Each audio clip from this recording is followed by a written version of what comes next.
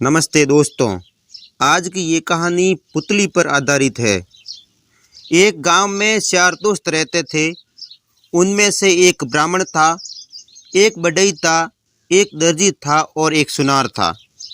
चारों ने प्रदेश में जाकर धन कमाने के बारे में सोचा और एक दिन सही समय देखकर वे अपने गांव से निकले। चलते चलते शाम हो गई।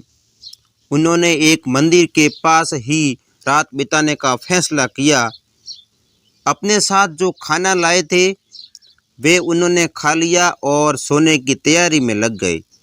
सुनार के पास कुछ धन था, कुछ सोना था, इसलिए उसने कहा, दोस्तों, सबका एक साथ सोना ठीक नहीं है, हमें बारी बारी से सोना पड़ेगा। बाकी सबको उसकी बात ठीक लगी। उन्होंने वैसे ही करने का निश्चय किया। जागने की सबसे पहले बारी बढ़ई की थी। बाकी सब सो गए। उसे भी बहुत नींद आ रही थी। तब उसने सोचा कि कुछ काम करना चाहिए जिससे नींद नहीं आएगी। उसने कुछ लकड़ियां निकाली और कुछ ही देर में लकड़ी की एक सुंदर सी पुतली बना दी। फिर वो सो गया। अब जागने की दूसरी बारी दर्जी की थी।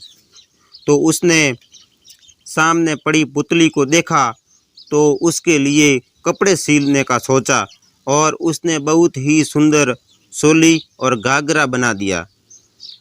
एक साड़ी से सुंदर सी सुनरी भी बनाई और पुतली को पहना दिया। अब पुतली की सुंदरता और भी बढ़ गई। इतने में दर्जी का समय खत्म हुआ और सुनार का पहरा देने का समय शुरू हुआ। जब सुनार ने उस सुंदर पुतली को देखा तो उसके लिए गहने बनाने से खुद को रोक नहीं पाया। कर्णफूल, हार, बाजूबंद, नथ, चूड़ियाँ, पायल सभी गहने बनाकर उस पुतली को पहना दिए। सबसे आखिर में ब्राह्मण की बारी आई। उसने पुतली को देखा तो सोचा कि क्यों न अपनी मंत्र शक्ति से इसमें प्राण फूंक दिए जाएं।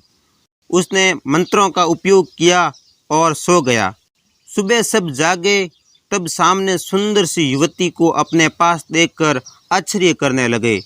बढ़ई ने कहा, मैंने इसे बनाया है तो मैं ही इससे विवाह करूंगा। ब्राह्मण ने कहा, मैंने इसमें प्राण डाले हैं तो हक मेरा बनता है। तभी सुनार ने कहा कि मैंने इसके लिए गहने बनवाए हैं तो इसमें हक मेरा बनता है। और दर्जी ने कहा कि मैंने इसके लिए कपड़े सिले हैं तो हक मेरा बनता है। इस तरह से वे चारों दोस्त लड़ने लगे। तभी वहाँ से एक समझदार बूढ़ा गुजर रहा था। उसने ये सुना तो पूछा, क्या बात है, क्यों लड़ रहे हो? तो उन सब ने अपना अपना पक्ष रख के पूरी बात समझाई। उस पर उस बूढ़े आदमी ने कहा, देखो, बढ़ई ने इसे बनाया और ब्राह्मण ने इसमें प्राण डाले, इसलिए यह दोनों इनके पिता हुए। दर्जी ने इसके लिए कपड़े बनाए तो वो उनका मामा हुआ, क्योंकि शादी में कपड़ा मामा की ओर से ही आता है। सुनार ने उसके लिए गहने बनाए। गहने तो पति या विवाह करने वाला व्यक्ति ही लाता है, इसलिए सुनार ही इसका पति हो सकता है। बाकी सब ने उसकी ये राय मान ली और दोनों की शादी करवा दी और वे बहुत ही खुशी से रहने लगे।